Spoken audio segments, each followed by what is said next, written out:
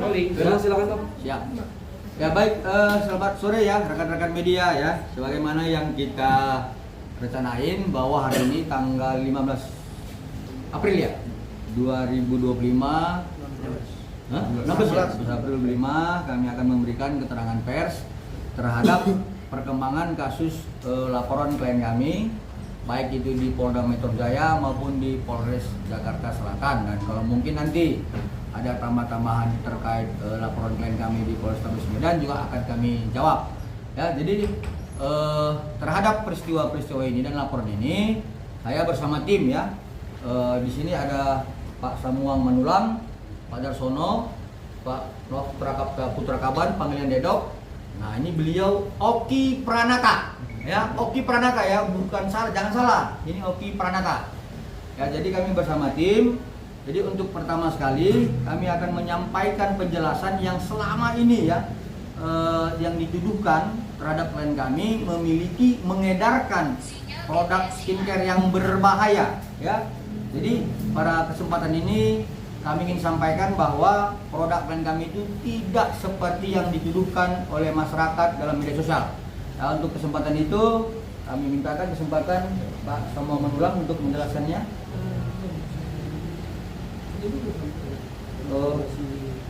Yang mana? Enggak dulu, ini belakangan. Baik, terima kasih rekan-rekan pers atas kehadirannya terkait mengenai adanya narasi bahwa produk klien kami ini sangat berbahaya. Itu memang jelas kami bantah, karena apapun yang dinarasikan pihak ketiga itu tidak bisa dapat dibuktikan. Memang kami melihat ada beberapa review di media sosial, kami tidak perlu sebutkan, itu sudah seolah-olah menggiring opini bahwa produk klien kami ini sangat berbahaya. Dan bisa kami pastikan bahwa itu sudah sesuai dengan standar BPOM dan itu mempunyai izin edar. Jadi ketika ada para pihak yang mengatakan produk ini berbahaya, ini patut diduga ada konspirasi pihak ketiga yang mencoba menggiring opini seolah-olah produk dari klien kami ini berbahaya. Ini patut diduga ada persaingan bisnis ataupun ada unsur yang untuk menjatuhkan klien kami ini di mata publik. Karena produk ini sangat kita bilang seksi untuk dibahas. Dan yang membahas ini kita lihat juga adalah para pesohor. Yang kita lihat para pesohor ini kan mempunyai artinya buzzer atau apapun segala macam itu, ya kita lihat saja. Tapi pada faktanya kami garansi bahwa produk dari klien kami itu tidak berbahaya. Itu bisa dibuktikan. Nah, ketika ada yang menarasikan bahwa ada pembelian dari produk ini, itu kami bantah. Karena penjualan terakhir dari produk kami ini adalah pada April 2024. Dan itu tidak pernah diperjualbelikan di e-commerce di Lazada. Dan itu diperjualbelikan di TikTok dan di Shopee. Dan bentuk penjualannya pun yang terakhir itu adalah berbentuk voucher. Dan itu bisa dibuktikan. Dan selanjutnya masalah ini sudah ada pemanggilan terhadap saksi Saudari S yang nanti mungkin ada pemanggilan untuk keterangan tambahan. Nah, kebetulan beliau lagi sekarang saudari lagi umroh. Beliau yang persis mengetahui kapan pembelian, kapan produk ini diberhentikan penjualannya, bagaimana teknis untuk penggunaan daripada produk ini. Saudari S ini yang paling mengetahui. Tidak pernah, artinya klien kami maupun saudari S ini menyampaikan narasi bahwa produk ini boleh dipakai, artinya secara umum. pihak kami selalu mengatakan bahwa produk ini bisa digunakan harus diklinik dan ditangani oleh orang-orang yang berkompeten untuk menangani ini. Jadi untuk sementara ini yang bisa kami sampaikan bahwa produk kami itu sudah kami tarik berhenti penjualannya pada bulan April tahun 2024 mengenai adanya penggiringan opini yaitu di dalam YouTube seolah-olah produk ini adalah milik kami. Ya, memang itu sangat mirip. Ya, untuk itu kami berharap juga bagi para penyidik untuk memanggil pihak-pihak yang menarasikan bahwa produk kami ini bermasalah. Jadi ini bisa disampaikan untuk sementara ini. Silakan rekan Darsono ingin menambahkan. Baik, terima kasih Ketua. Jadi perlu rekan-rekan ketahui bahwa klien kami menjual produk itu di sekitar tahun 2023 April ya, dari bulan April. Dari bulan April awalnya produk itu dijual melalui e-commerce. Dan dalam perkembangannya di April kita karena ada kebijakan dan melalui online dijual kembali melalui voucher dengan menggunakan voucher pada bulan Mei. Nah, April terakhir. April tahun 2024. Jadi perlu kawan-kawan ketahui bahwa ada narasi bahwa BP POM pernah menarik produk itu. Namun perlu juga kawan-kawan ketahui yang ditarik itu bukan produknya. Yang ditarik itu jadi ada peraturan dari Menteri Kesehatan bahwa produk itu tidak boleh dilengkapi dengan jarum suntik. Karena waktu produk klien kami itu diedarkan masih ada jarum, sehingga kami tarik kembali produk itu. Dan terakhir ditarik pada tahun 2024 bulan April. Adapun BP POM menarik itu pada tanggal 13 November tahun 2024. Artinya produk itu kami tarik kembali, baru BP POM mengeluarkan kebijakan itu. Jadi mungkin itu sementara. Adapun berkaitan dengan turut serta pasal 55 terhadap kasus ini ada beberapa pihak yang terlibat di dalamnya, namun pihak penyidik tidak menarik pihak-pihak itu. Untuk itu kami mohon kepada pihak penyidik, orang-orang yang katakanlah keterkaitan dengan masalah ini mohon untuk diperiksa kembali supaya dihadirkan, supaya perkara ini betul-betul terang benderang. Mungkin itu. Ya, baik. Jadi pada intinya adalah Perlu saya tambahkan satu lagi.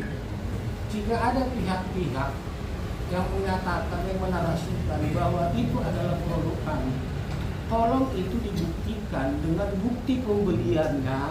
Benarkah bahwa produk itu dibeli, itu produk kami, dan kapan dibelinya? Silahkan itu dibuktikan bahwa bukti pembeliannya itu kapan dan di mana, apakah itu produk kami atau bukan. Yaitu silahkan dibuktikan. Itu silahkan nanti pihak penyidik untuk mencari tahu sampai sejauh mana keterlibatan para pihak-pihak ini. Terima kasih. ya, jadi intinya adalah kesimpulannya dari Bapak ini adalah meminta kepada pihak penyidik, ya, pihak penyidik untuk memanggil, meminta keterangan terhadap inisial S, ya, yang pernah mereview produk klien kami, dan kemudian mempertanyakan kepada inisial S kapan dan di mana dia membeli produk yang dituduhkan berbahaya yang milik klien kami. Yang kedua, silakan ya inisial S membuktikan bukti pembeliannya agar ini tidak menjadi tuduhan-tuduhan yang sesat. Ya, karena secara dokumen yang kami observasi bahwa klien kami sudah tidak lagi menjual April 2024. Ya, sekali lagi kita memintakan ya agar penyidik ya untuk memanggil inisial S, ya, untuk memberikan keterangan terhadap apa yang kami sampaikan agar tidak lagi, ya, masyarakat atau siapapun menuduhkan bahwa klien kami itu pernah mengedarkan produk-produk yang berbahaya. Ya, itu dari Pak Samuang dan Pak Dasono. Dan kemudian terkait kemarin, ya, pemeriksaan lanjutan, ya, itu adalah merupakan pemeriksaan berdasarkan petunjuk, ya, P19, ya, dari kejaksaan kepada penyidik. Kemudian penyidik untuk kembali memanggil klien kami.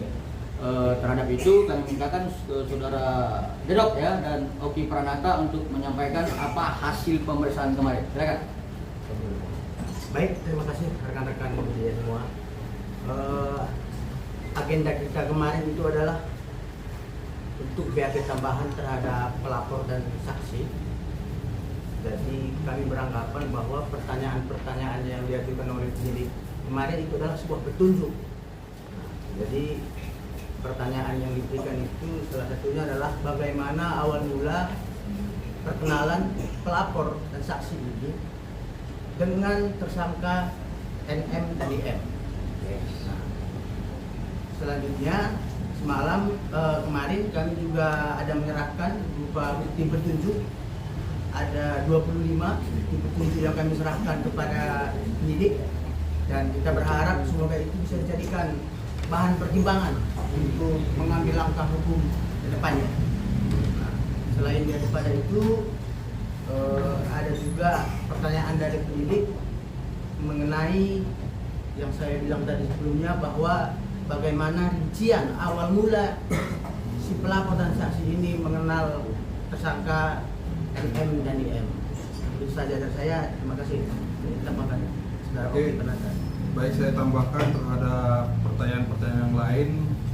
Penyidik ada menanyakan bagaimana rangkaian peristiwa saudara O mengarahkan klien kami untuk menghubungi IM dan NM. Dan seperti yang disampaikan sebelumnya, bahwa kami yakin kenapa harus dua orang ini ditersangkakan, karena kami memiliki bukti yang cukup real yang selama ini masih kami simpan dan kemarin sudah kami serahkan terhadap penyidik, yang dimana narasi dalam video tersebut ada menyebutkan bahwa untuk menghentikan ini semua sumpah azam mulut si NM. Itu inti dari percakapan dalam video tersebut. Terima kasih. Ada yang menyuruh?